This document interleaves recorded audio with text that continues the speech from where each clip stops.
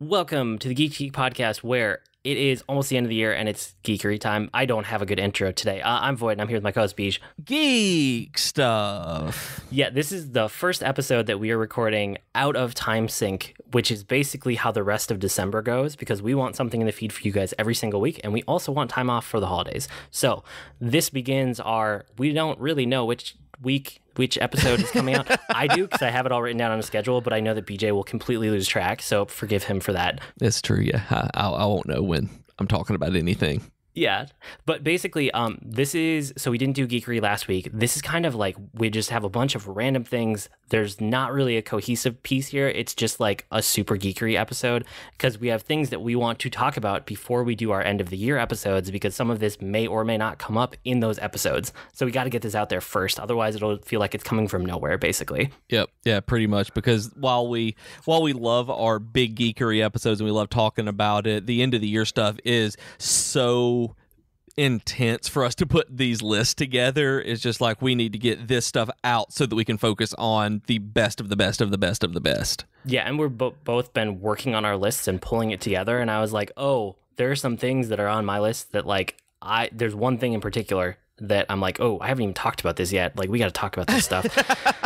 So that's basically our episode tonight, is a bunch of catch up. It's getting towards the end of the year. We're out of time, out of sync with the real time stream anyway. And we're just going to talk for a little bit. So first of all, I have to say, I got this awesome Persona 5 art book from you for Christmas. Thank you very much. I love it. It's fantastic.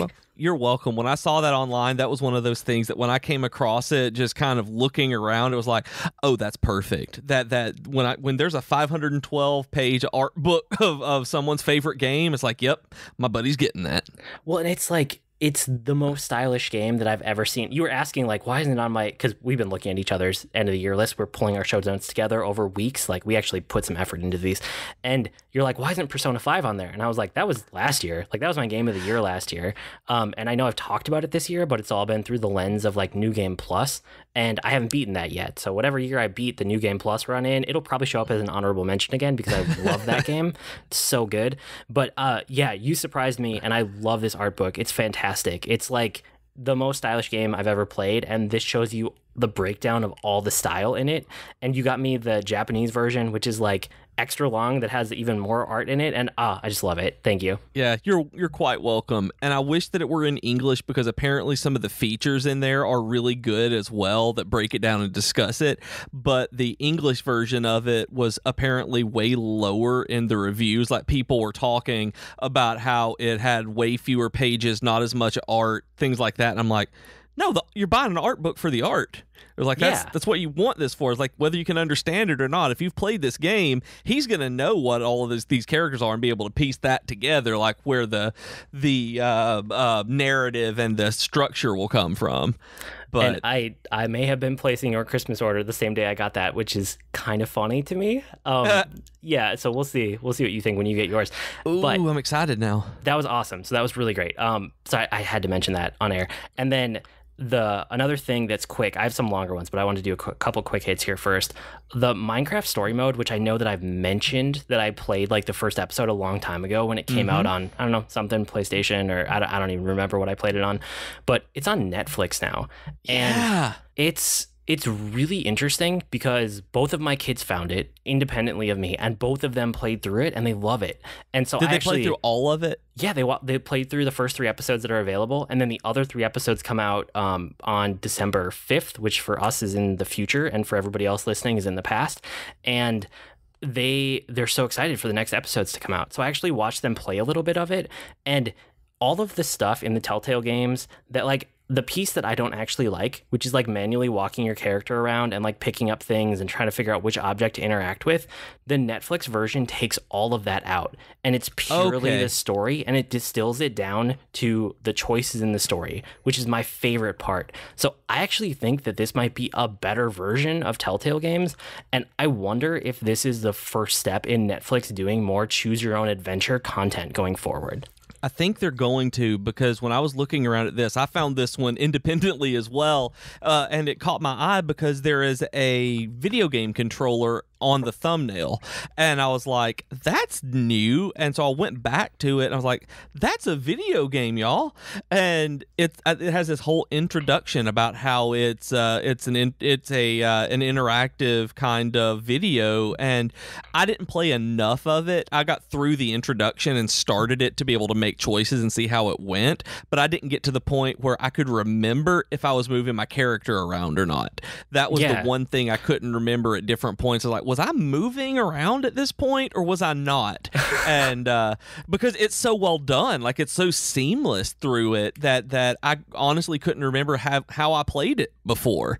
And but there is a Stretch Armstrong one. Yeah, it's super interesting that like I watch them play it on iPad, so just buttons pop up and they just tap them. But I'm assuming like on any platform you play on, like whatever controller you have in your hand just works to select these options, right? On the PS4, it does the same thing. You're holding your controller or you have it sitting on you. It vibrates and the thing comes up and you select left or right and you pick the which way you want the story to go.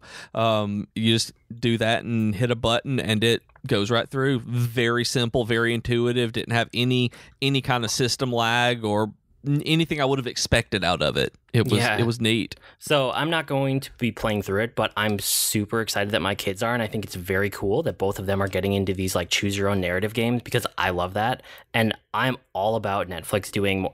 I'm just not going to play this one because I've played part of it already, but like I'm all about Netflix doing more of this. Like if they want to do, even if it's live action video, even if it's like more mature story or adult stuff that's not aimed towards kids, I'm all about it. Like I want more choose your own adventure narratives in my life. Like I'm psyched for that.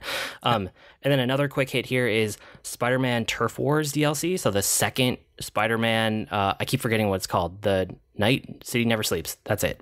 Okay. The City Never Sleeps, like the 3-part DLC chapters that they're coming out. The second one released, and it's called Turf Wars. And it's all about Yuri and Hammerhead, and it kind of picks up where the Black Cat one left off. But because of what happens right at the end of that one, without spoiling it, Black Cat's not really in this one. So this became more about Yuri and Hammerhead and this like escalating mafia family gang war. And like I really missed Black Cat in this because she was my favorite part of the last one because it was such like a personal thing for Peter. And this one, the second parter, it definitely feels like a middle episode.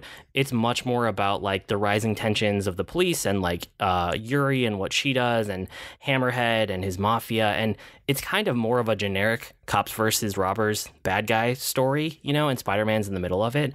But it also feels like it's setting up for part 3. So I'm okay with it because like it's a weak middle chapter, but it's good enough. And compared to most other games that came out this year, it's still really good because Spider-Man is really good.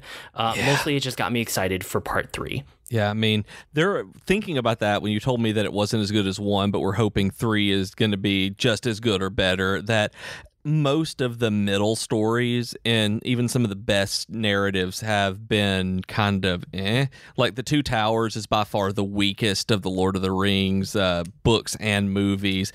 Empire Strikes Back kind of pushes that out, is the outlier on that. The Last Jedi is, I liked it, but it's going to be the weak link, I have no doubt. I mean, just middle stories. You look at the first like Harry Potter trilogy, Chamber of Secrets is the weak one before they really shift tone and move forward. Like it's always a middle story. So hopefully the third one's going to be good.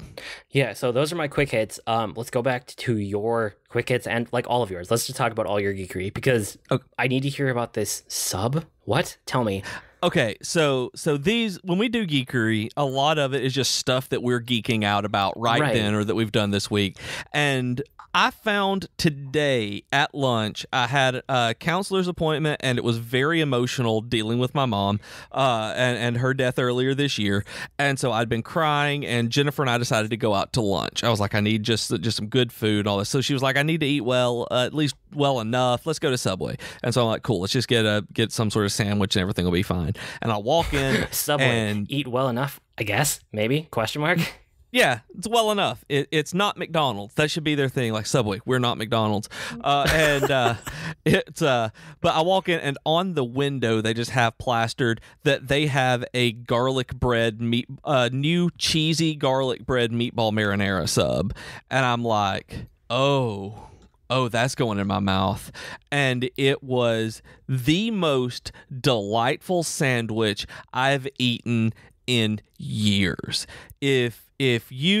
I can't even tell you how good this sandwich was. That it seriously is like, you buy a loaf, like if you ever bought a loaf of garlic bread from the grocery store and like one of those like foils that you just put it in the oven and toast it up, like, you know, those where it already has the garlic butter and stuff on it. Okay, and you know just how kind of disgusting but also really delicious those are. Like you and I do not have the same taste preferences, but I know exactly what you're talking about. Yes, like I love those. Like those are so good. That's what this is, except you're eating a sub on it. You have just meatballs and marinara sauce and more cheese than you should reasonably put on a sandwich. Like, it had provolone cheese on the bottom, then like mozzarella shredded on top and toasted on these not marshmallows, but on these meatballs on just like this big loaf of garlic bread. Like, they took 2 scoops, like as unhealthy as it can be, 2 scoops of garlic butter and spread on like they do like tuna scoops and stuff. Like, I thought she was putting tuna on there, and I had to actually ask, like, no, I said the garlic bread meatball, and she was like, oh, this is just the garlic butter. And I'm like, oh my God, like, it is so delicious. Like, it is like I said, the most unhealthy thing. Like, there is nothing healthful about this, but it was seriously one of the best sandwiches I've had. Like, all day long I've just been sitting here thinking, like, I want another one of those sandwiches. I can't ever have another one of those sandwiches. Like, it made me happy. Like, going from counselor's appointment, like dealing with grief and crying because my mom died, to that sandwich actually made me feel better. That is a delightful sandwich, and I don't know how long it's going to be there, but if you like garlic bread and you've ever thought, hey, I should eat a sandwich on this, you can now. Like, I loved it. It's so good. Breaking news, BJ ate a really good sandwich. Okay. A really good sandwich. And it's funny because I occasionally do this on our Geekeries, where I was looking back for the end of the year episodes, and there was like, I talked about eating a whole cake, and then you were like, the next episode, when I opened up the notes, it was like, do you have any more cake-related anecdotes? And I was just like, I like food. It was a fair question. It was.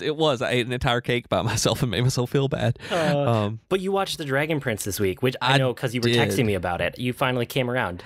I did, and it was on my list. It was something that it wasn't it was a, I'm not in the mood to watch a cartoon. Sure, and because I've actually cartoons make me feel better when I'm sad, and so I've been in that mood. It's Christmas time, like I said, and everything's been a little bit sad, and I wanted a cartoon, and I wanted a good cartoon, not just something that was comfort, but something that was really interesting. And so this one kind of came across. I'm like, yeah, that's perfect. And it is, like, it's really good.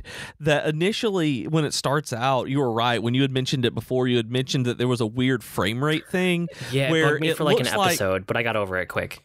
Yeah, you get over it really quick. I don't even think about it anymore, where it's like there are missing frames. It's on purpose. It's a stylistic choice, but it's just like the animation is not just silky smooth. It's like every other frame has been taken out or something. It just feels like it was shot with a low frame rate. And I just know that because I worked in video forever, so I know what that looks like. I'm sure it's not. I mean, that's not actually what's happening, but that's the style that they chose.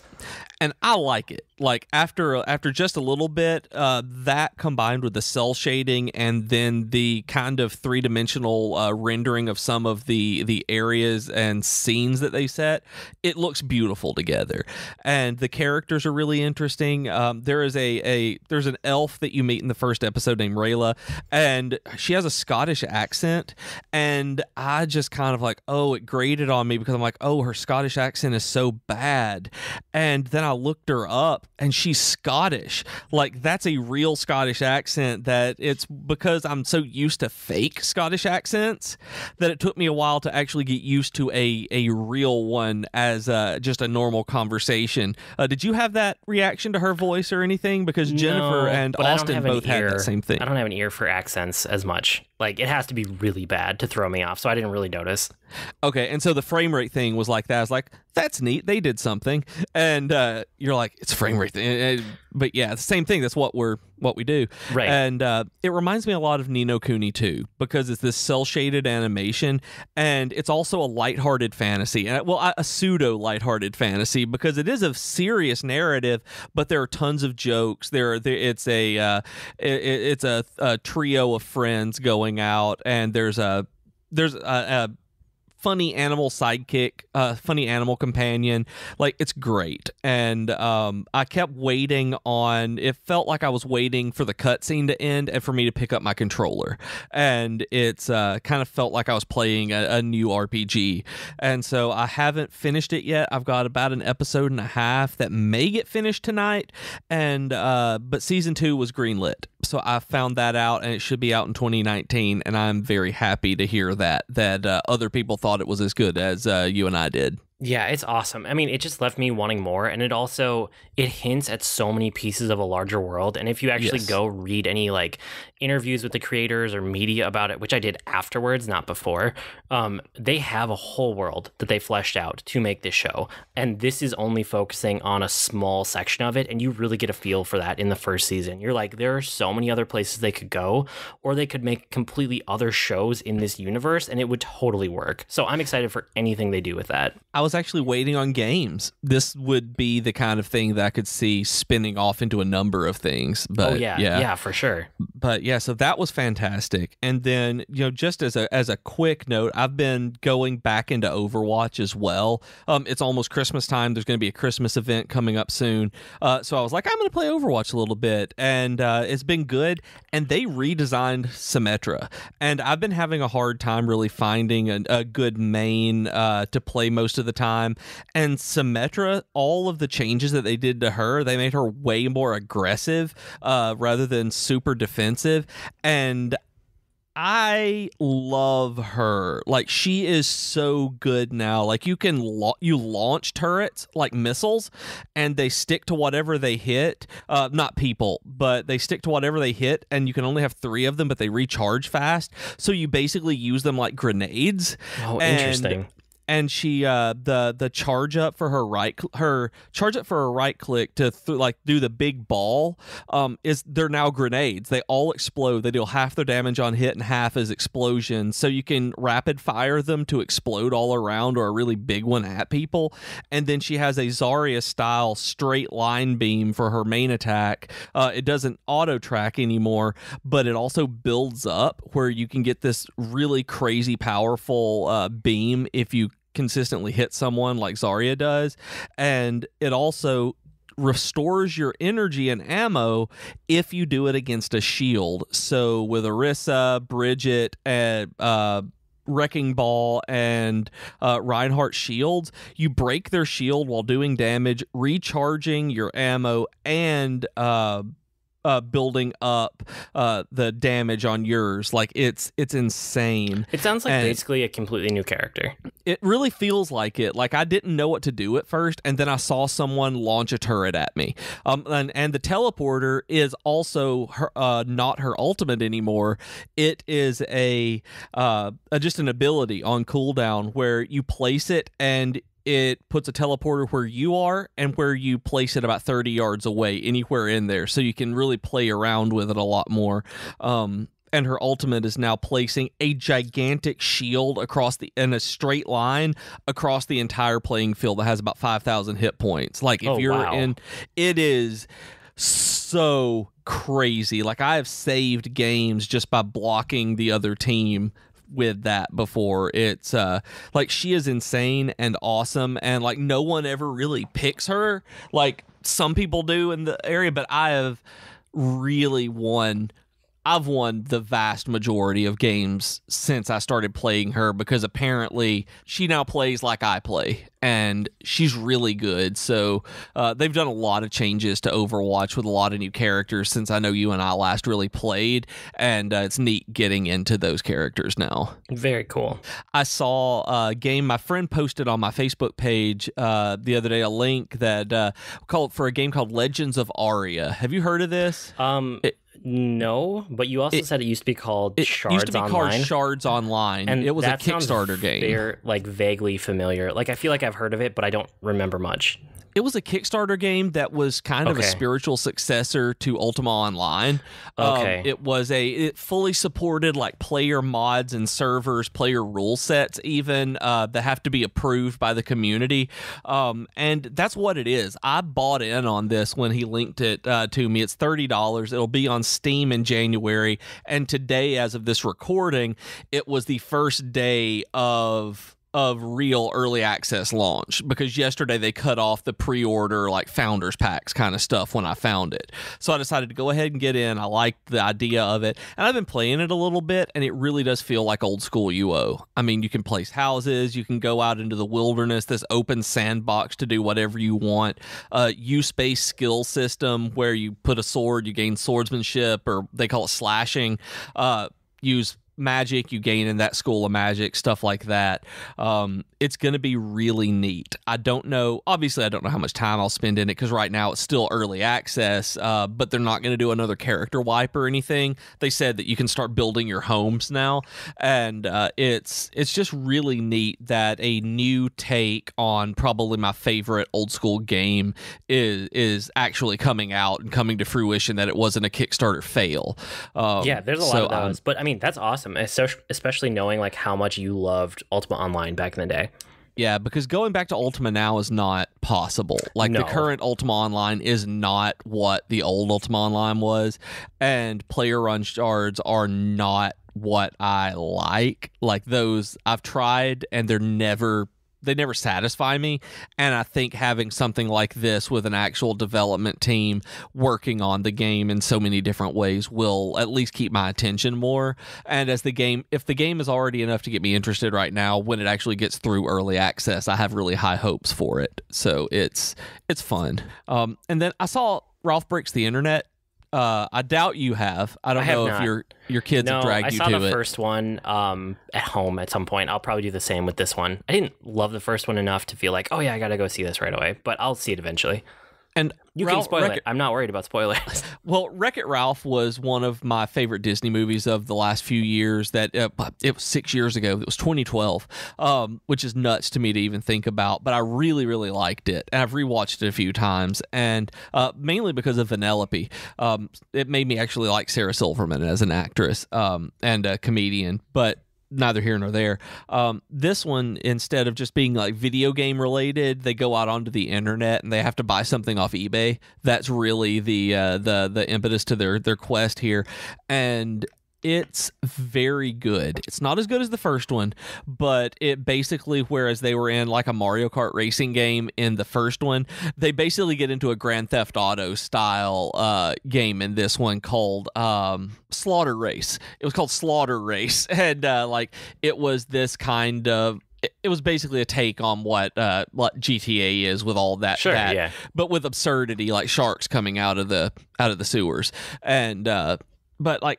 It was great. That this movie was really good, and they had all of the Disney princesses in there, and they had Ariel sing. Like, all of the original princesses had their original voices as well, the ones that were still alive, because you don't get Snow White and Cinderella, Sleeping Beauty, actresses are still not around, but the people who are playing them now, and they were all having these really great scenes that they all got to do their thing at some point in the movie. Like, it was just really nice to have all of them together, have Ariel sing about wanting comfy clothes, like, because Vanellope helps them get comfy clothes instead of their princess dresses, and it's just great. Like, they handled this movie so well, and if you like Disney movies like I do, then it's well worth seeing. And the princesses were by far my favorite highlight of all of it. Just having all of that, and even Moana was in it,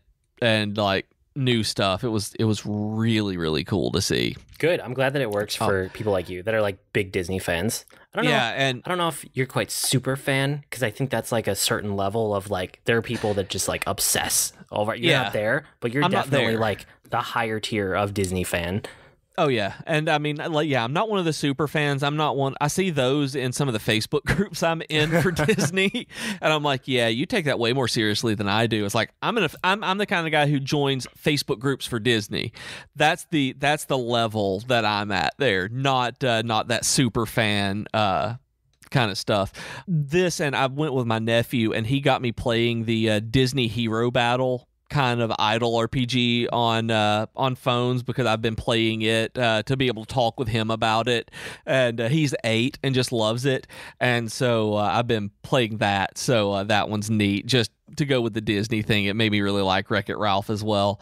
But I'm gonna say I'm geeking out about this because I'm also probably gonna rewatch The Marvelous Mrs. Maisel season 1. I may start that tonight as I finish up The Dragon Prince, because The Marvelous Mrs. Maisel season 2 starts tomorrow as of this recording. Oh, I had no idea. I liked that first season. It was pretty good. First season's really good. I really liked it. I started it over and watched the first episode again when I just needed something on TV that would make me giggle, but didn't have to pay attention to.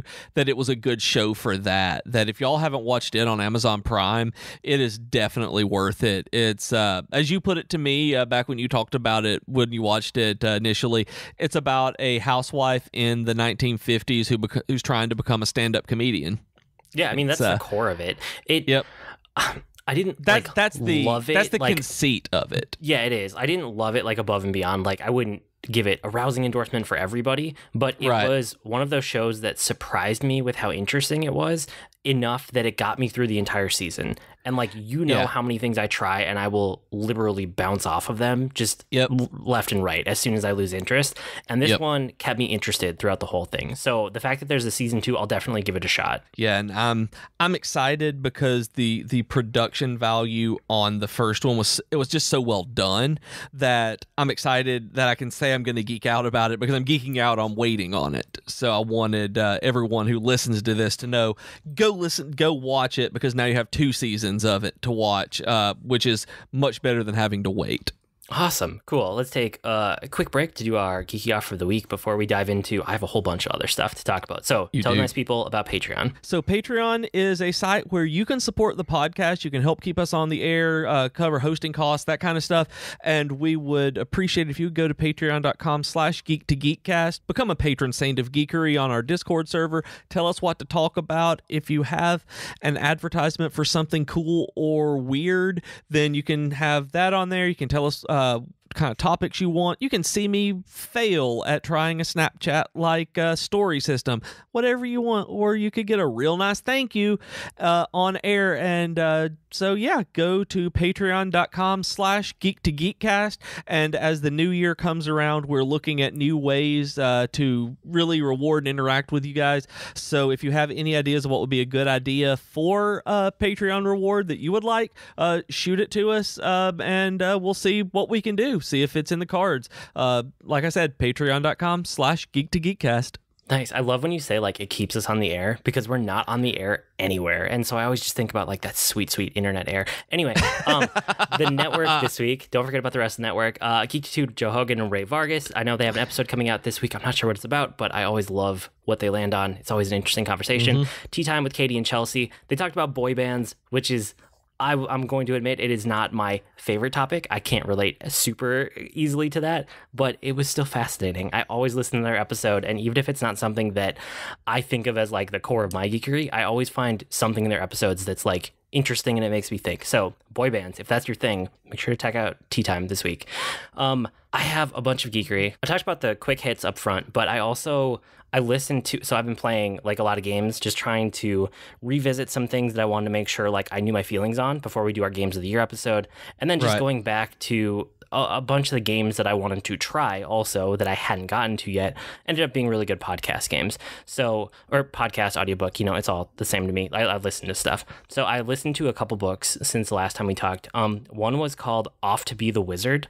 And after our Q&A episode, I'm really curious, like, if this is a lit RPG book. I'm not think sure. So, yeah. Like, I don't know where that line is. Like, what defines the genre? Yeah, I'm not 100% on it. I think based on a discussion I've had with one of the listeners that we may have a lit RPG episode coming up. Ooh, that'd be fun. And so I don't know exactly where that line is drawn. That'll be fun to really dig in and look at, especially after the previous episode where I'm being childish and not writing one on purpose.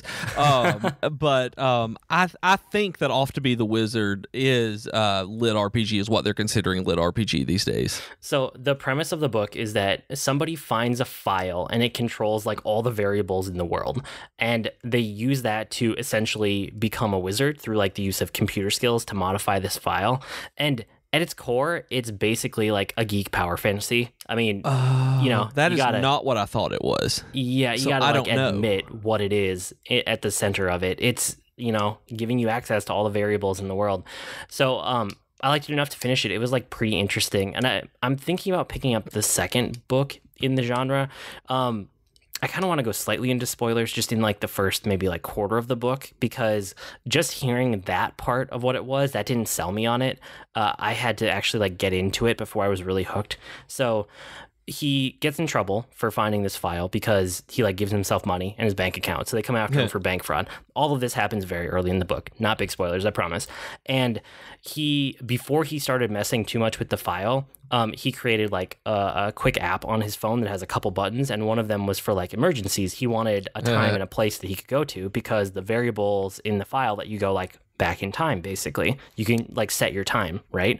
And it would let him go back to whatever time. So he does some research and he finds like, oh, a good time to be alive with superpowers would be basically being like a wizard in medieval England, is what he lands on. And so he goes back there to actually become a wizard. And when he shows up there, he finds out that all of these other people had the same idea and he's not the only one. And that's when it gets really interesting. When there's all of these other people that build themselves as wizards, all of them have found this file at various times throughout history and have gone back to this point in time. And like that's what the story actually becomes about. Okay, I don't think that's lit RPG, because the way I'd understood it based on a long time ago, having read the description that's probably been rewritten better now, is that I thought it was somebody who did that but was getting into like got drawn into like their own D&D campaign or something like that to be the wizard based on what they knew in the real world, with being able to control it like a DM. Yeah, so we got to figure this out at some point. This is intriguing for both of us. Like, what is this genre? But like you said, we've been talking to one of the listeners. It might be an episode soon. We'll see what happens. So Off to Be the Wizard. I liked it enough. I finished it. I'm thinking about picking up the second book. I probably will at some point. So take that as you will. The other thing that I listened to that was it was an Audible original. So it's not technically a book. It's like straight up just an audiobook on Audible is the only place that it is.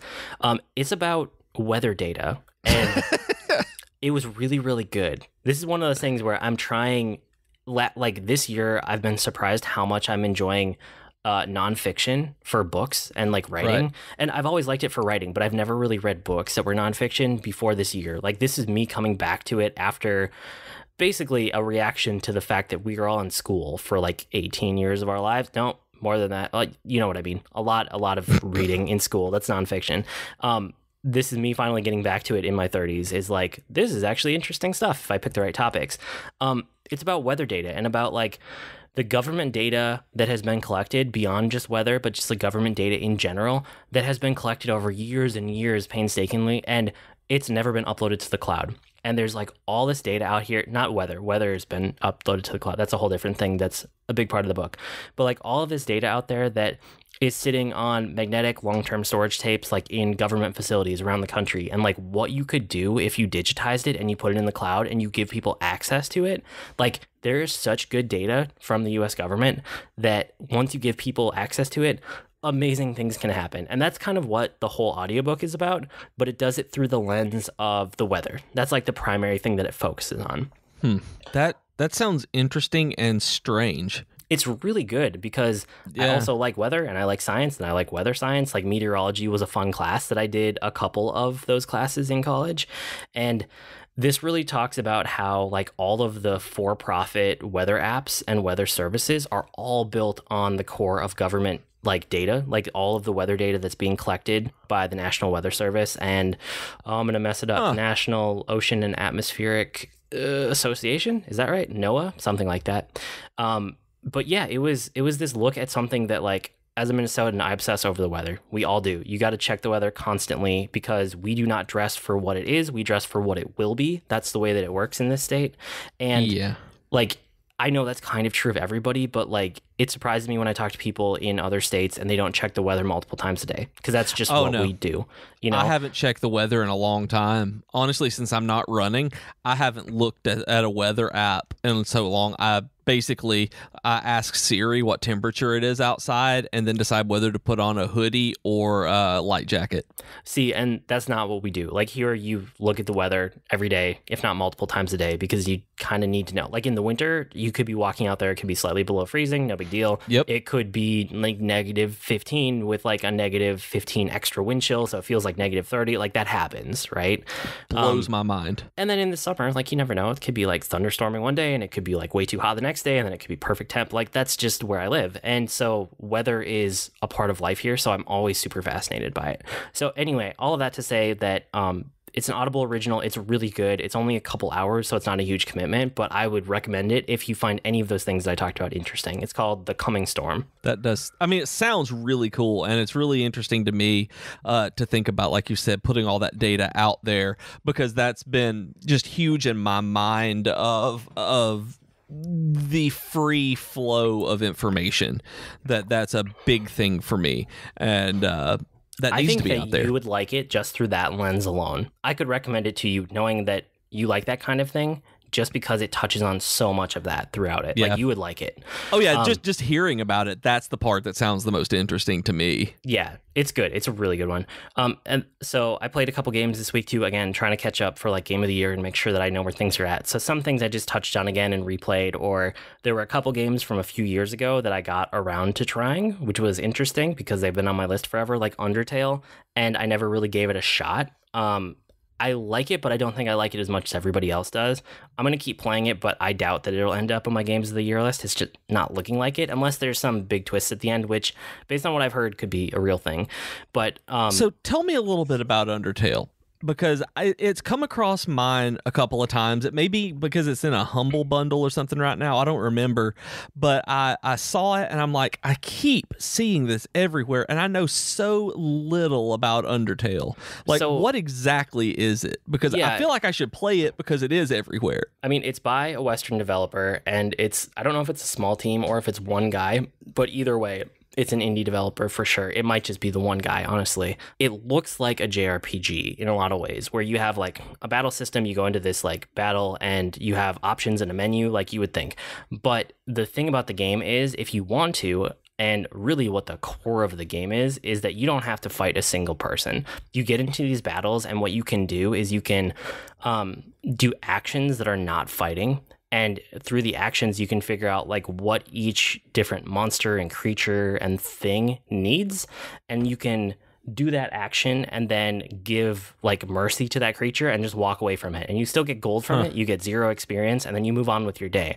And so the real way to play this game is a pacifist playthrough, is that you never attack anything ever. And every time you do an action that is not like, you can't just jump to like the mercy button to like get out of the battle. You actually have to figure out the monster first before you have the option. So if you're ever doing anything that's not fight and that's not mercy, so all of these actions, right, like the core of the battle system, what happens is you get into this like bullet hell dodging mechanic. And I had tried this game on PC right when it came out because I heard such good things about it, and I could not play this game with a mouse and keyboard. Like I just couldn't do it. I needed a controller. And like the controller that I tried at the time on PC, something about it just wasn't clicking with me, so I returned it. I did a Steam return. So it's been on my like to play list whenever it comes out on consoles, and it's been out on consoles for a while. But what happened was over Black Friday, there was a sale for it on Switch, which was perfect. So I finally got it, and I finally like tried it with a controller that I like, and now I'm actually playing through it. Because that core mechanic, that core like pacifism mechanic requires a lot of just bullet hell dodging mechanics, like through every time that you do an action. That is interesting and strange. It is. It's very strange, but it's the story is basically like you're a kid and you fall down into this like whole world underground and it's full of monsters, but you can be nice to the monsters. That's the game in like a nutshell. Huh. Huh. Yeah, exactly. No, it's interesting. Yeah, So, I mean, that like, in the best way. Like, that's not even a dismissive, That's me sitting here trying to get that. It's like, maybe I do need to play that. yeah, and maybe I'm just not far enough. Maybe there are things later on in the game that are mind-blowing, like everybody else has told me. I'm just not there. So we'll see, but I'm not going to rush to play it by end of the year. I'm already like 2 years behind on it, so if it slips into 2019, it's no big deal. But I did play Red Dead Redemption 2 online because that seems very relevant, and I know we've talked about Red Dead Redemption 2 a bunch lately. I think the online version, it seems like a much better fit for the world that they've created. My problem with it is that I'm very like goal-oriented in games, and I buy into stories too, like accomplishing goals, understanding systems, and like getting through stories. Those are probably like 3 of the reasons that I latch onto the games that I latch onto. I mean, you know me well enough to know that's true, right? And this online version just really isn't scratching any of those itches for me at all. Like, it has so many goals. It's such an open world that I don't even want to try to start because it's like, no, I'm never going to finish that. Why should I even start? The stories are very much like they're stories, but just enough story to be okay in an online mode. And, you know, the exploration, it's the same world as like the main single player game. So it's definitely kind of how I feel like about Fallout 76. There's a good baseline here. They're going to keep building on it. This could become something really cool later.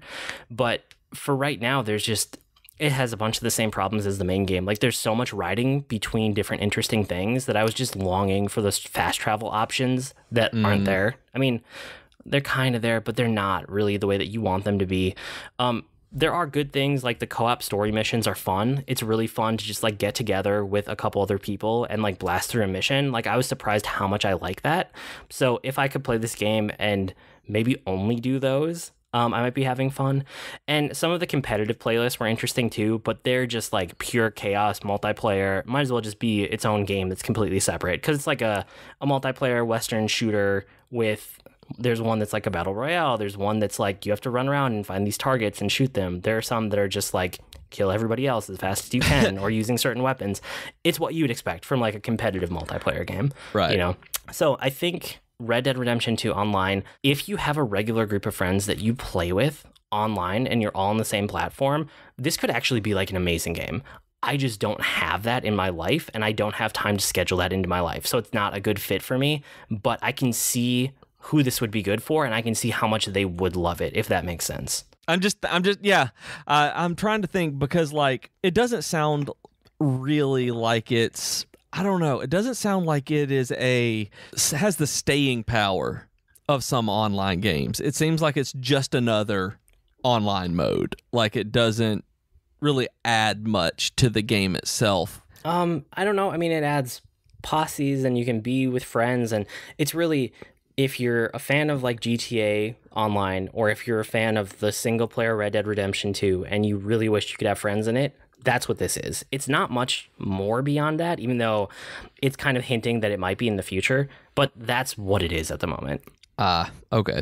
Yeah, it just seems helps. Like that's, yeah. Okay.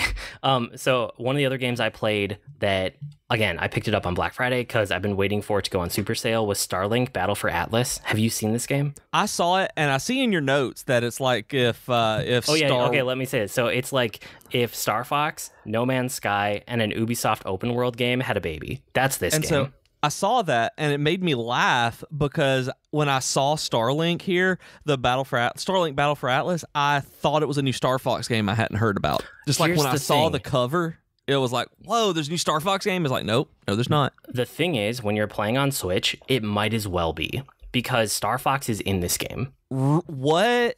Did you not know about this? Okay. No, I really didn't. Like, for realsies? Yeah, so the game was made for all the platforms, but they had a special deal with Nintendo where they included Star Fox and the whole Star Fox team in this game. And this is that weird Toys to Life game that you and I talked about a while ago at like an E3 or 2 E3s ago, where you have the ship that you attach to the controller, and you can pop off the wings and pop on other wings, and you can like attach different weapons for different elemental weaknesses and stuff like that. You remember this one now, right? Yeah. So did you know that they have a special version for the Switch that includes Star Fox? And if you're playing as Star Fox, you get the R-Wing, and it might as well be a Star Fox game.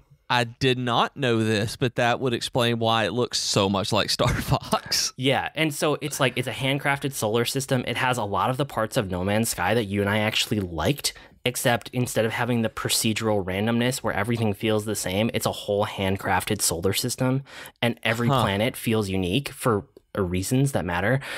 Combat is surprisingly fun because you get to mix and match weapon types on the fly. So I didn't get the physical version because, you know, that's not the kind of person I am.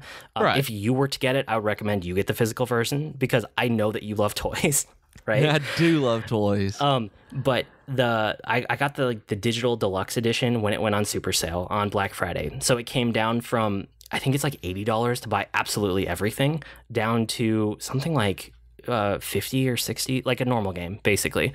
Okay.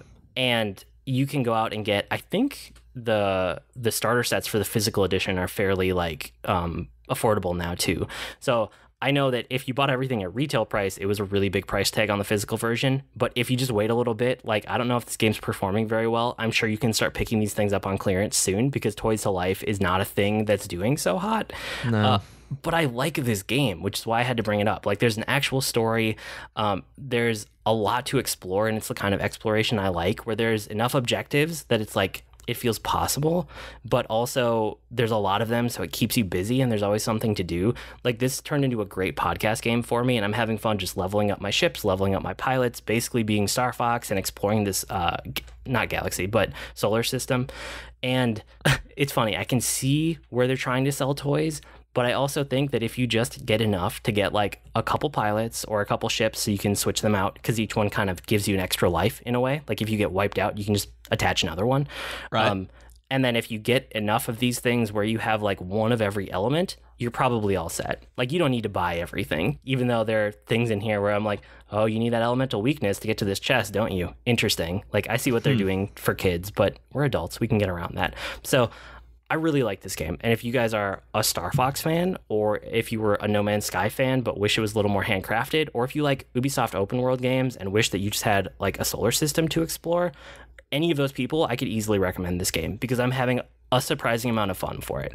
And the thing is, I don't know if I'm going to beat it. It's not the kind of game where I'm like, I'm going to go 100% this. I'm going to beat this game. It's more of like, this is fun to throw on for half an hour or an hour and then go do something else. But I'm going to keep this one on my Switch as a nice palate cleanser and something to just go back to kind of whenever I feel like it. It's that kind of game. That does sound really cool. Like, it's not the kind of game that I think I would like because of just not necessarily being in a shooter, like space shooter mood very often, but I'm so glad it exists. I think you would like it just to have the Star Fox R-Wing and the little fox figurine. That's true. Yeah, I would. Yeah, that's very true. And then the last game that I played this week that I can't even do it justice is like Hitman 2. So all right, settle in, folks. I don't want to make this too long because we did a whole episode on Hitman 1, season 1. This is more of the same, but in the best way that I can possibly say that, right? Plus, if you own Season 1, all of those maps got updated into the Season 2 engine, and you can just download them for free and add them to Season 2. And if you didn't ever buy Season 1, don't, because you can buy Season 2, and then you can get all of those Season 1 maps remastered for Season 2 at a discounted rate. So, like, this is the best version of Hitman that's possibly out there right now. Wow, so because I'd seen down lower in your notes that you can do that and you can add it to Hitman 2 for like $20. And I was going to ask, my question on that was, is it in the new engine? Like, because I knew that they had updated things, but it would be weird to add in the older engine when they've updated it and made it better. Yep, nope, they just made it better and they remastered all those maps to be in it, and they're very much the same, but in a good way. The new maps are bigger and there are more things to do, and there are more actions and more verbs and like just more systems to get my head around, which is so fun. And some of the new maps are just awesome. I love them. I mean, I went through the whole game once fairly quickly. It only took like 5 or 6 hours to, quote unquote, beat the game. But that's not really how you play this game, right? The first playthrough of each is really just like seeing what's there before you start to actually experiment and dig in. Some of these I played through surprisingly elegantly my first time because I had played all of season 1 and I knew the game, right? And you didn't just play season 1, like no, you I played season 1. So some of these I was surprised. I had never seen the map before, I'd never seen the situation before, and I kind of elegantly got through a couple of them. There are some that I just stumbled my way through. I messed up all over the place, but I made it through anyway. So that's the first playthrough. Now it's really about going back and like digging into my favorites and just playing them over and over and trying to get the different objectives and playing the escalation missions. And so there's a Miami racetrack level that's really good, and it's like the first level of the game. I think it's super cool. Not the first level. The first level is a tutorial, but it's the first real level of the game, just like Paris was in the last one. There's the suburbs, which is so fascinating to just be dropped into like an American suburb, and you can go into like, you can sneak into all these people's houses. You can go to like the barbecue that's going on in town. You can go and like see what people are doing in their houses, like when they're not there because there's barbecue. And I don't know. Awesome. It's this weird kind of like, oh, what's everyone doing in this neighborhood? But it works. It works so well. And then the last mission of the game, it has these like uber rich people that are also kind of a cult, and they're planning for like the end of the world basically, but not in a very rich person like, oh, do you want to be one of the people who goes to Titan when we make that Titan ship, or like you want to go to the Mars colony, like, you know, that kind of like, I have so much money I can do anything type of thing. I got you. Yeah. So it's about you infiltrating the cult on one of the nights where they have a meeting. And it's so well done. It's so fascinating to see like what a hyper rich, you know, taken to the extreme and satirized. That's what that is. The missions in this are great. And there are other ones they're not my favorites, but they're super impressive. Like there's or maybe it's India. I'm going to forget off the top of my head because I only played it once. But there's a mission that's just like, I think it's in India, and it's just like so many people all over the place. So a challenge becomes like, how do you isolate any of your targets if there's always people around? It's hard and it's different, and I wasn't very good at it, which is probably why I was like, oh, this is not the one for me. But now I can go back, I can play them one at a time, I can really dig into them. And I just love the intricate systems for all the reasons that I loved season 1. You know, it's a mix of puzzles, logic, like learning, mastery of a level, execution. It's all of that, and then it's more of that, and it's been iterated on in very intelligent ways. This is probably like one of my favorite games of all time, taking the place of Hitman Season 1, because this has all of Season 1 in it. So I highly, highly recommend this game. Season 2 is the place to start, and then if you never had Season 1, if you did have Season 1 like me, it just downloads automatically, which is great. You get all the maps. If not, it takes like $20 to add all of those in. And yeah, we'll see. This one kind of came out of nowhere because I knew it was coming out. I pre-ordered it, but I forgot about it in the hype of November and all the games that were coming out. And now it's like, oh, okay, this probably needs to be on my game of the year list. Where does it land? So did you play this on PS4 or on Steam? I've been playing this on PS4. Okay. I wasn't sure because when you said it auto-downloaded all the stuff, I didn't know because like, how does it handle your trophies? I'm assuming that do you have all of the trophies ported over with the new content, or can you get the same ones over again? You can get the same ones over again because it doesn't pull over any of your progress from Season 1 because all the levels have been like remastered in the new engine. Okay. But yeah, it's good, and it's like you can replay them and get all the achievements again and all the trophies if you're that kind of person, or you can just go in and kind of see what's new and what's different and what they've updated, which is also interesting. How different is it? It's not, but it's enough. You know, it's the typical second iteration of a game that just is better on every front than the first one, but there's also no new crazy gimmicks. There's no like one thing I can point to and say like this is what makes the game what it is. It's just that they've improved everything a little bit, and they've learned so much from all the maps they've created in the past.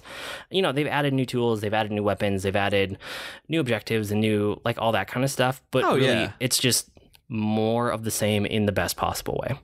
That's good. That's understandable. Like that's the reason I've enjoyed the Dragon Quest games, like we talked about last time. It's something familiar you can get comfortable with, but it's better this time. Yeah, it's really, really good. Okay, I get that. That's one of those games I had to get out there because it's probably going to be on my game of the year list. So you gotta talk about it before it can just randomly show up, basically. That's probably it for this week. There we go. We got all the stuff for the end of the year off our chest, and now we have a couple episodes to record in a vacuum that are going to air at weird times. But our last 2 episodes of the year are coming up probably 2 weeks from when you guys are listening to this. So we'll do our end of the year games of the year episode, and then we'll do our best of the rest. And then we'll kick off season 4, which is odd to say, but which we'll is be doing really that. crazy. That always ends up being like a super geekery episode because we just have weeks and weeks of stuff to catch up on. We won't do any more geekery between now and the new year, which is also strange. But yeah, it it's is that time of year. With it being the holidays and everything, we're going to be getting new stuff. We'll have so much extra time on our hands from being able to take breaks from work and spend time with family and actually do things. It's the super geekery of 2019 should be fun. Yep. So you guys should get some topic that we haven't picked yet that you will hear a week from when you're listening to this, and then our 2 end of the year episodes. So we're getting there. We're getting towards the end of the season, guys. That's probably it for tonight. You can write to us with comments, suggestions, or feedback. Our email address is geek2geekcast@gmail.com, or reach us on Twitter @geek2geekcast. We also have longer discussion threads on our subreddit at reddit.com/r/geek2geekcast. We also have great discussions on Slack and Discord. So if you want to join us, you can go to discord.geek2geekcast.com or slack.geek2geekcast.com for an invite. Like we said earlier, we're also part of a podcast network, so you can go to geek2geekcast.com for links to Geektitude and to Tea Time. I blog at agrnmushroom.com, and you can find me at grnmushroom. That's green mushroom without the E's on Twitter. I'm on Twitter as @Professor Beej. That's Beej with 2 E's, and I blog at geekfitness.net. We've been Void and Beej with your Geek to Geek podcast. That'll do it for this week. See you next week, geeks. Bye, timey-wimey people.